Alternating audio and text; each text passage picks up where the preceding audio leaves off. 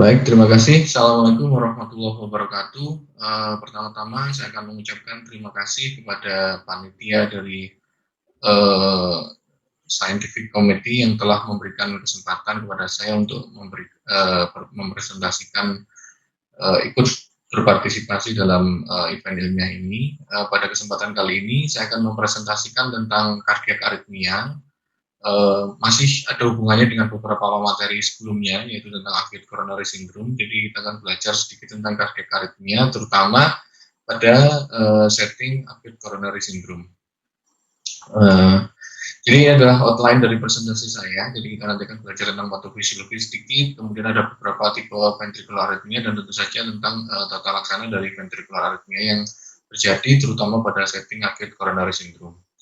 Sebagai pendahuluan, myocard ischemia dan infark menyebabkan ada beberapa gangguan metabolik dan juga gangguan elektrofisiologis yang akan tentu saja akan menyebabkan beberapa keadaan aritmia, baik itu yang sifatnya silent maupun yang simptomatik. Ya. Jadi kemudian yang kedua, aritmia ini bisa terjadi pada atrium dan bisa juga terjadi pada ventricle. Aritmia juga bisa terjadi pada kondisi akut iskeminya, kronik iskeminya, maupun pada saat terjadinya reperfusi yang kita sebut sebagai reperfusi injury.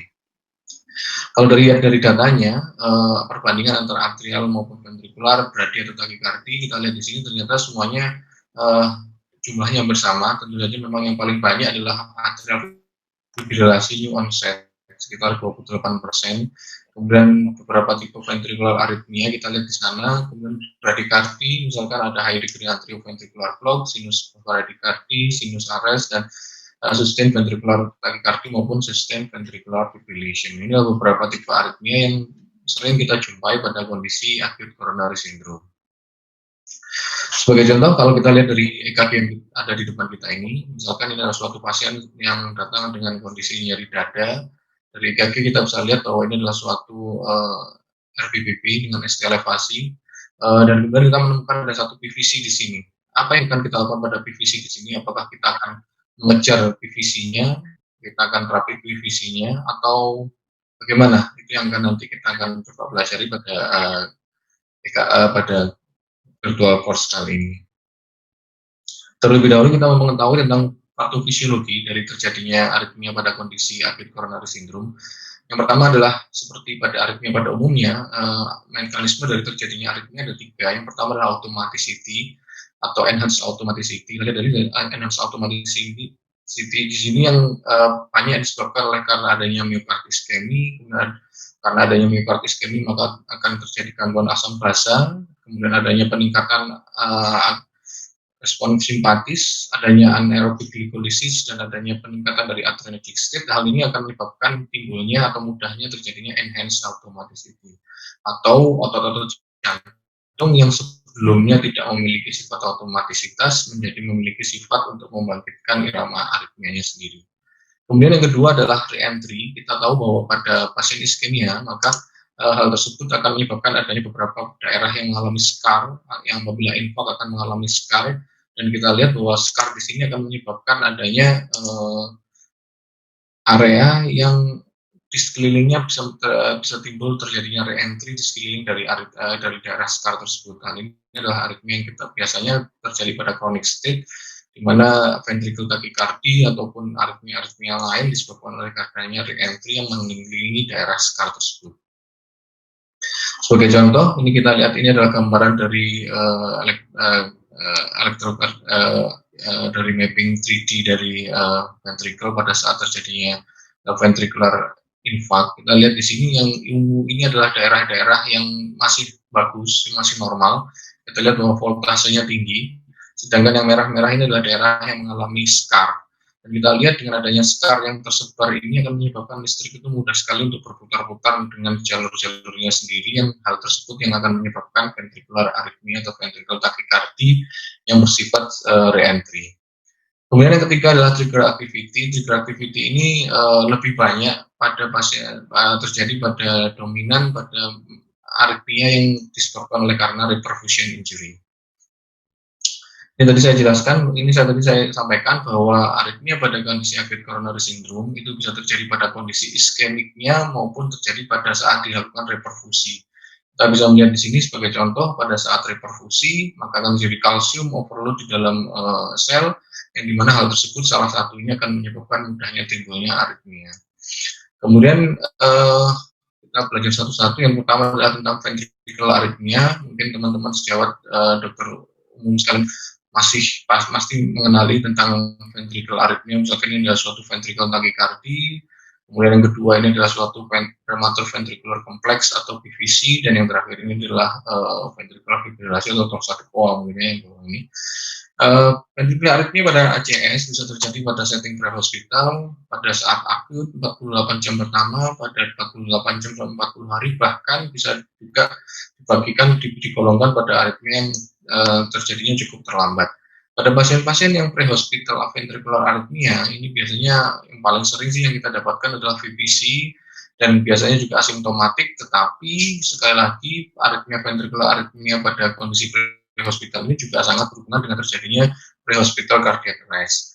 Sedangkan pada aritmia yang terjadi pada 48 jam yang pertama, ini biasanya memang lebih umum didapatkan pada pasien-pasien STEMI dari datanya dibandingkan pada pasien dengan non-STEMI, dan ini terkait dengan luas atau tidaknya dari daerah yang mengalami myocard infarct. Sedangkan untuk pasien yang mengalami lebih dari 40 hari, aritmia ventricular arrhythmia terjadi pada 40 hari, prediktor utamanya adalah fungsi jantung yang sudah sangat turun atau low ejection fraction. Pasien dengan ventricular arrhythmia, apa sih artinya? Ternyata mereka memiliki beberapa predictor outcome. Yang pertama adalah pasien yang biasanya lebih sering terjadi pada late presenter. Ya, maksudnya adalah pasien yang datang terlambat setelah onset nyeri dadanya, pada pasien yang tidak dilakukan revaskularisasi atau hanya partial revascularization, dan memang pada pasien-pasien yang sebelumnya telah memiliki arrhythmogenic substrat. Misalkan pasien sudah pernah mengalami myocard infarct sebelumnya, atau pasien-pasien yang memiliki arrhythmogenic substrat seperti pasien Brugada yang mengalami ACS atau pasien non-guilty yang mengalami ACS. Hal tersebut akan mempermudah untuk timbulnya ventricular arrhythmia. Dan rekomendasi dari guideline menunjukkan bahwa pada pasien dengan kondisi tersebut memiliki peningkatan risiko terjadinya arrhythmia, sehingga memerlukan penata laksanaan khusus atau perhatian khusus.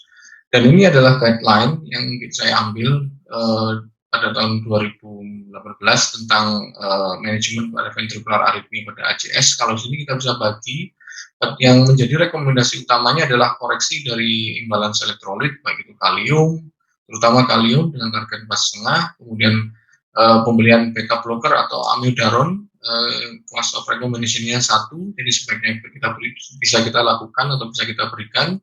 Kemudian bila diperlukan kita bisa melakukan electrical cardioversion. Dan apabila aritmia tersebut berulang, maka complete revascularization harus kita pertimbangkan. Sedangkan lidocaine bisa menjadi agen of terapi pilihan selanjutnya apabila didapatkan kontraindikasi atau pasien-pasien yang tidak bisa mendapatkan amiodaron, misalkan long QT syndrome. Dan kemudian yang selanjutnya kita juga bisa melakukan overdrive pacing. Overdrive pacing ini dilakukan pada kondisi-kondisi di mana misalkan ventricular arrhythmia susah kita kontrol dengan obat-obatan, maka salah satu terapi alternatifnya adalah kita melakukan overdrive pacing, biasanya dengan temporary pacemaker. Kemudian LVAD kita belum ada di Indonesia. Kemudian sedasi pada pasien-pasien yang mengalami storm, arrhythmic storm, maka salah satu sebabnya tadi kita lihat adalah increase dari adrenergic state, maka sedasi memiliki peran tertentu. Sedangkan yang merah atau yang sebaiknya tidak kita lakukan adalah pemberian anti-aritmia profilaksis. Ya, dulu sempat ada beberapa penelitian yang menunjukkan pemberian amiodaron bahkan sebelum munculnya aritmia sebagai profilaksis. Ternyata hal tersebut tidak memberikan efek dan malah menimbulkan efek yang berbahaya. Salah satu-satunya profilaksis, sebenarnya bukan profilaksis ya, anti-aritmia yang boleh diberikan pada kondisi di mana belum ada aritmia adalah beta blocker yang satu-satunya bisa kita berikan.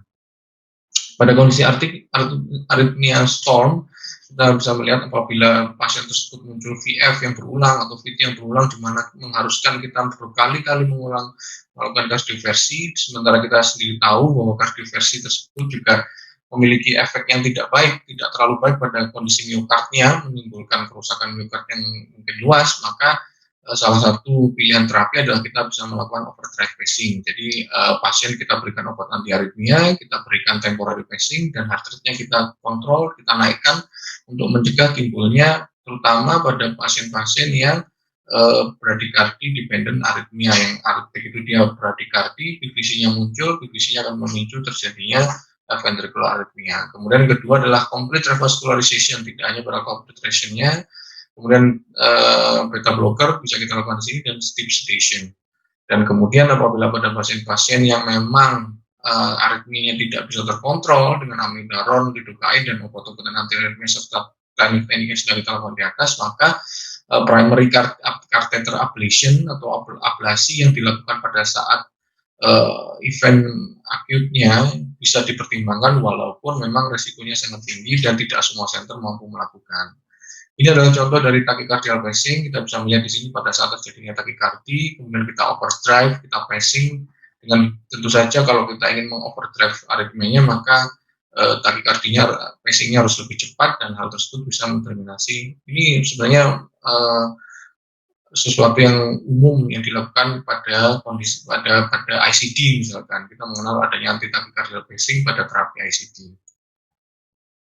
Kemudian aritmia pada trombolisis dan primary PCI, misalkan ini kita lihat ini adalah suatu idioventricular rhythm. Idioventricular rhythm ini sebenarnya aritmia reperfusi yang mungkin sebenarnya kita harapkan, karena ini menjadikan penunjuk bahwa mungkin tindakan trombolisis yang kita lakukan atau teman-teman lakukan berhasil, ya.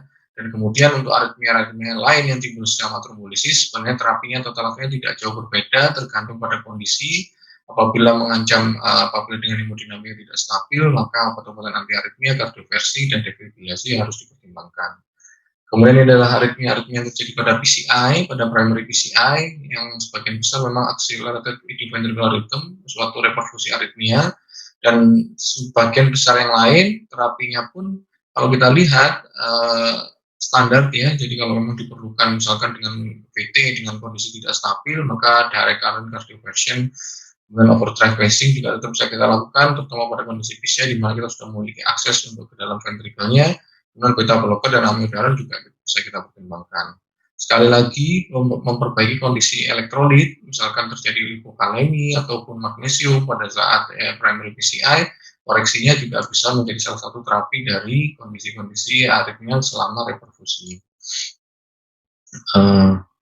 Kemudian untuk AF juga sama, AF di sini harus kita pertimbangkan apabila dia dengan high rate ventricular response, maka kardioversi juga menjadi salah satu pertimbangan. Atrial fibrilasi, tadi kita belajar bahwa salah satu aritmia yang cukup sering terjadi pada kondisi acute coronary syndrome, biasanya disebabkan oleh karena atrial ischemia, jadi mungkin arteri yang memberi perdarahan pada atriumnya baik kanan kiri mengalami impak, atau karena adanya elektrolit maupun hipoksia, atau juga karena ada pericardial inflammation atau peningkatan dari LV diastole pressure yang ini secara tidak langsung akan menyebabkan peningkatan tekanan atau tension dari atrium.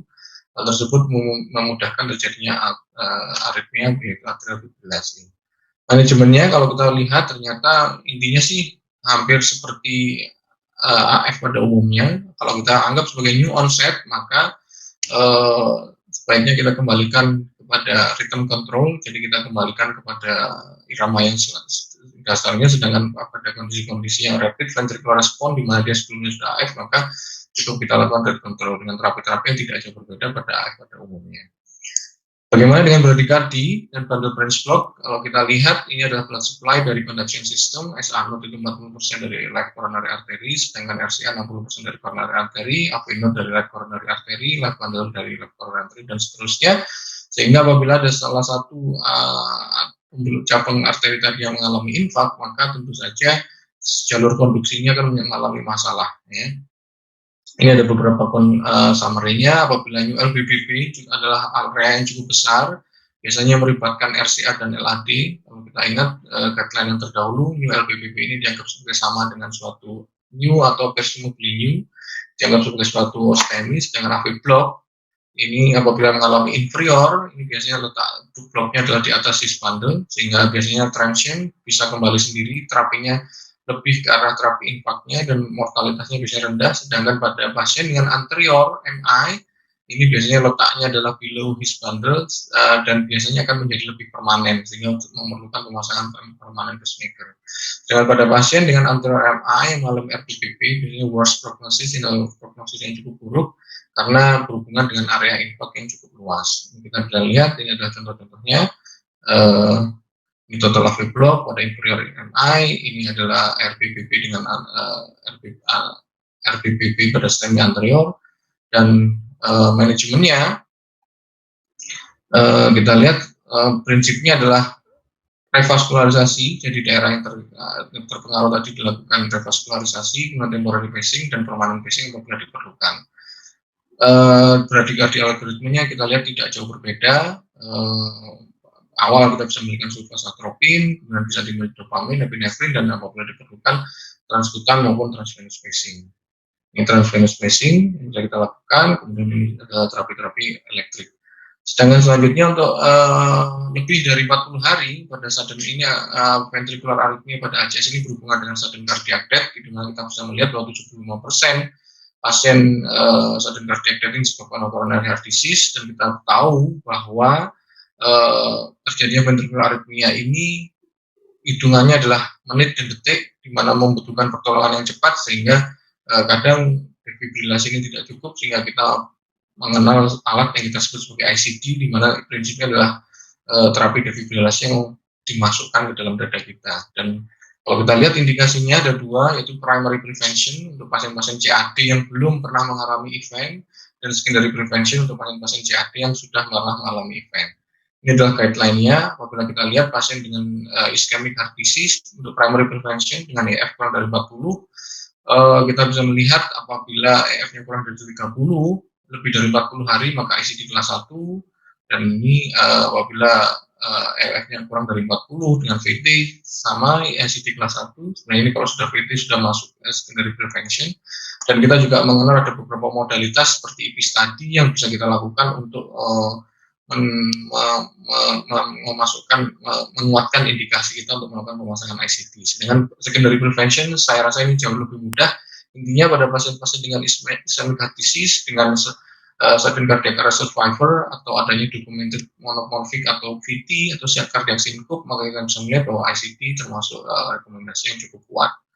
Sebagai kesimpulan, aritmia adalah komplikasi yang cukup umum pada ACS dan memerlukan terapi yang komprehensif, tidak hanya AAD, anti-aritmia drug, dan manajemen sangat berhubungan dengan morbiditas dan mortalitas. Terima kasih. Assalamualaikum warahmatullahi wabarakatuh.